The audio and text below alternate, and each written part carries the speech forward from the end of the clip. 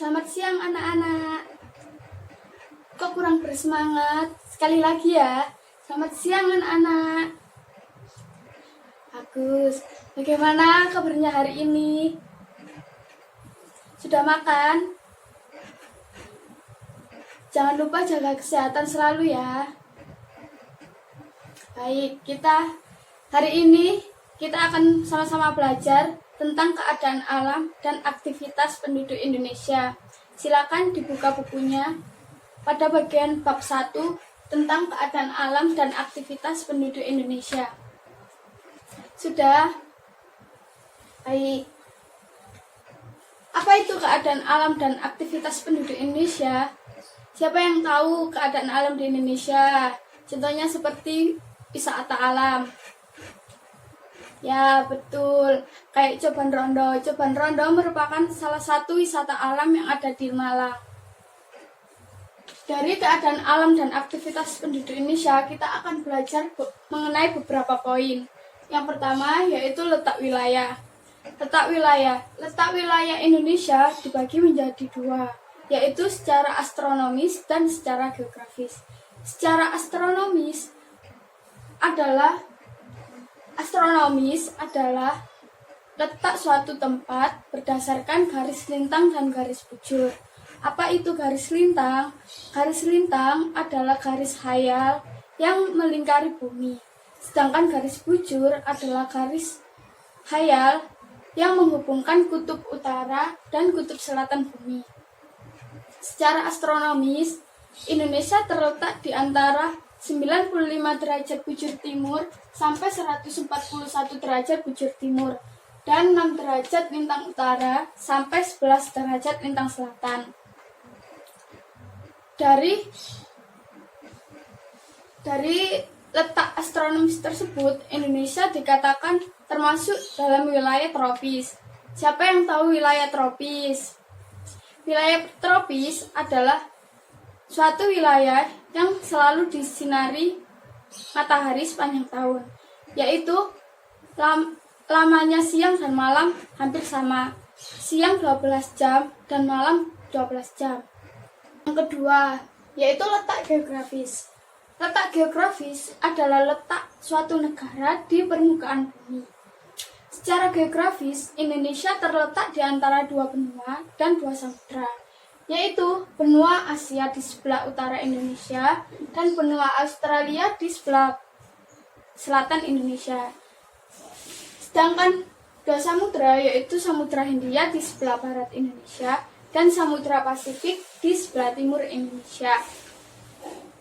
Bu, apa manfaat dari letak geografis Indonesia? Letak geografis Indonesia sangat strategis karena dilalui jalur lalu lintas perdagangan dunia, baik itu dari negara-negara Asia Timur, Eropa, Afrika, dan India. Selain itu, letak geografis Indonesia berpengaruh baik secara sosial, ekonomi, dan budaya. Karena menjadi jalur lalu lintas perdagangan dunia, terjalin interaksi sosial Indonesia dengan negara lain. Dari interaksi sosial tersebut, kita dapat mengenal berbagai macam budaya dan agama, yaitu masuknya agama-agama dari luar Indonesia masuk ke Indonesia melalui jalur perdagangan tersebut. Selain dampak positif, apakah ada dampak negatif juga, Bu? Ya, tentu ada. Selain dampak positif, ada juga dampak negatif. Apa itu? Karena menjadi jalur perdagangan dunia, yaitu Indonesia rentan masuk budaya bangsa lain atau negara lain yang dapat mempengaruhi kebudayaan Indonesia. Selain itu, Indonesia juga dimasuki oleh barang-barang yang terlarang, seperti narkoba dan sejenisnya. Poin yang kedua, yaitu keadaan alam Indonesia. Indonesia merupakan negara kepulauan yang dikenal dengan keindahan alamnya, serta kekayaan sumber daya alam yang dimiliki. Salah satu contohnya yaitu wisata alam yang ada di Indonesia. Coba sebutkan wisata alam yang kalian ketahui. Ya, betul. Seperti Bali.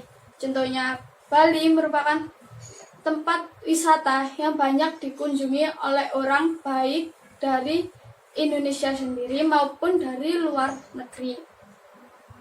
Keadaan alam Indonesia dibagi menjadi dua, yaitu keadaan secara fisik wilayah dan keadaan dan keragaman flora fauna Indonesia. Keadaan fisik wilayah yaitu dibagi menjadi dua, yaitu keadaan alam dan bentuk muka bumi dan aktivitas penduduk. Yang pertama, keadaan iklim. Apa itu iklim? Iklim adalah keadaan rata-rata cuaca pada suatu wilayah tertentu dengan jangka waktu yang relatif lama. Berdasarkan letak astronomis Indonesia, Indonesia beriklim tropis, yaitu iklim yang memiliki dua musim, musim hujan dan musim kemarau. Bagaimana dengan ciri iklim tropis?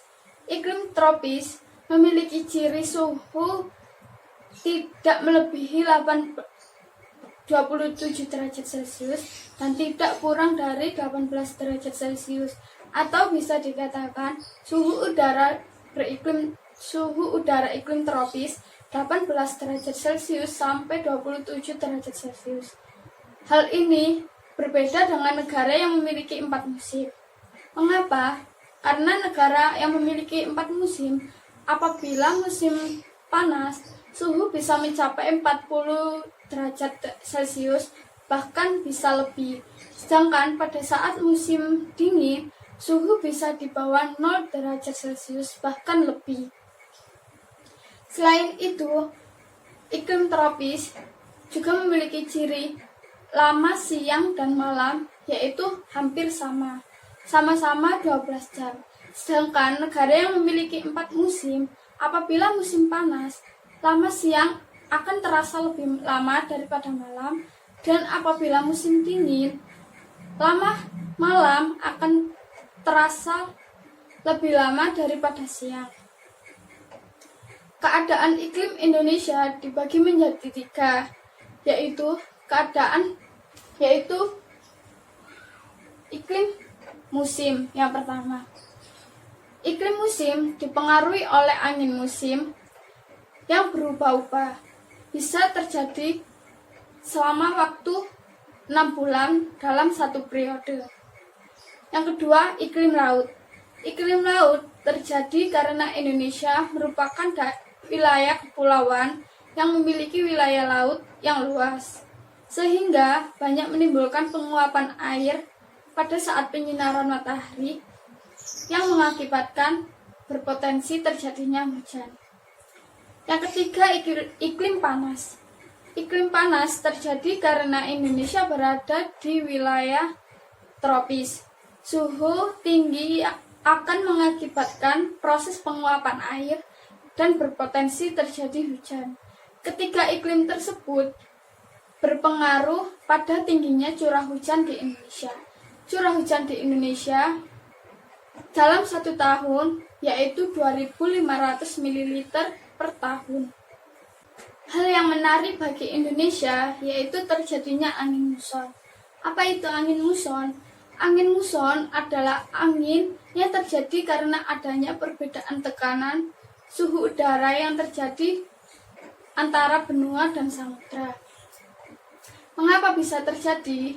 Karena pada saat penyinaran matahari, samudra memerlukan waktu yang lama untuk menerima panas, sedangkan benua lebih cepat menerima panas. Akhirnya samudra bertekanan tinggi dari benua, maka bergeraklah udara dari samudra ke benua. Pada saat musim hujan, pada bulan Oktober sampai April, angin muson bergerak dari arah Samudra Pasifik ke bagian selatan Indonesia.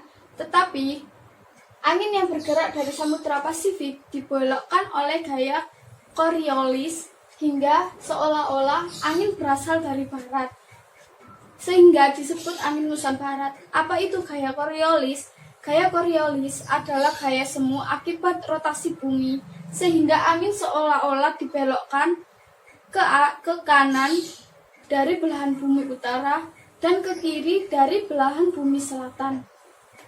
Sedangkan pada saat musim kemarau, angin yang berasal dari benua Australia menuju ke Indonesia seolah-olah dibelokkan ke kiri. Hal itu mengakibatkan terjadinya musim kemarau. Pada saat musim hujan, angin yang dibawa pada saat musim hujan, angin tersebut berasal dari penguapan air yang berada di Samudra Pasifik. Sedangkan pada saat musim kemarau,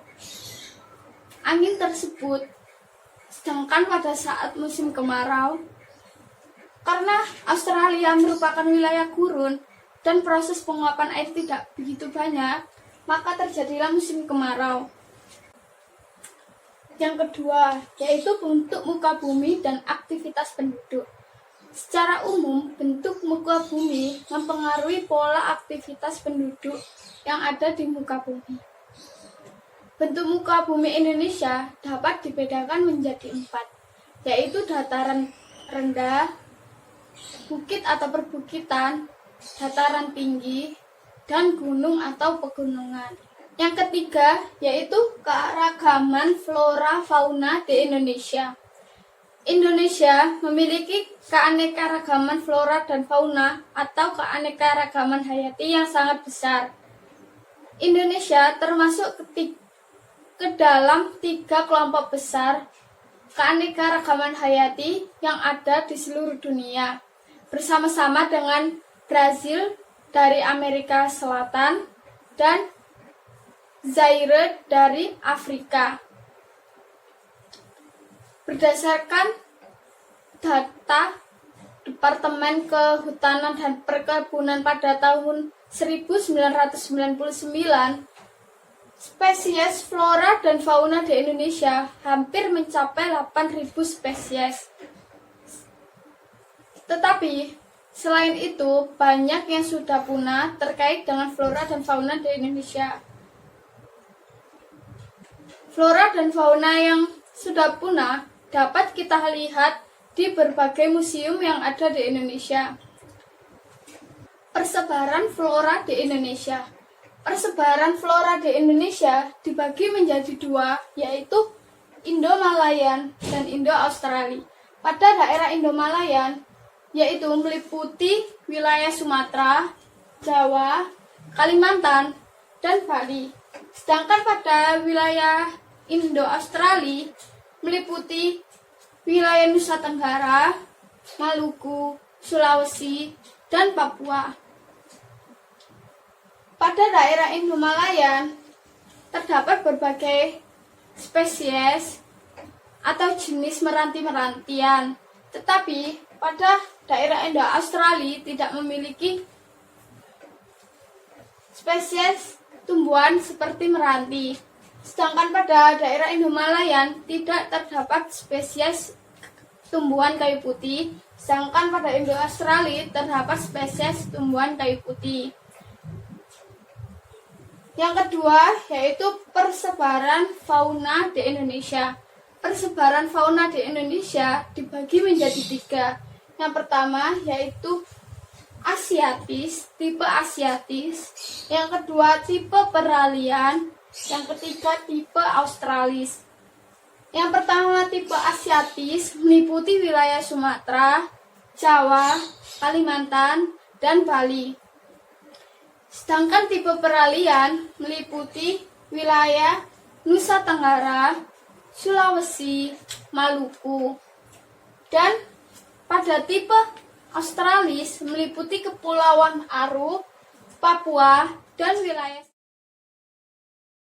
Setelah kita pelajari keadaan alam dan aktivitas penduduk Indonesia, coba kalian cari aktivitas penduduk yang ada di daerah kalian seperti apa, dan flora fauna yang ada di daerah kalian seperti apa.